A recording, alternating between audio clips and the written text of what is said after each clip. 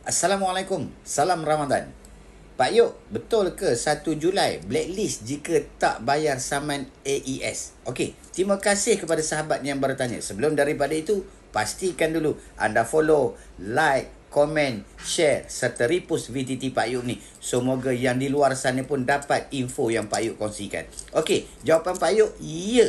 Bermula daripada 1 Julai 2025, mana-mana yang ada tunggakan yang tidak menjelaskan saman awas, iaitu saman kesalahan yang dirakam melalui kamera, iaitu sama ada had laju ataupun tidak patuh dengan peraturan lampu isyarat, secara autonya akan disenarai hitamkan.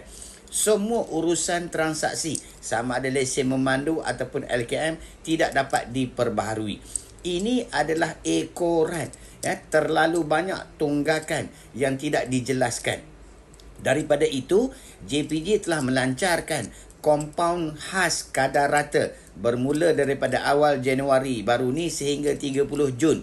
Bermaksud flat rate RM150 sahaja untuk orang ramai menjelaskan sebelum 1 Julai.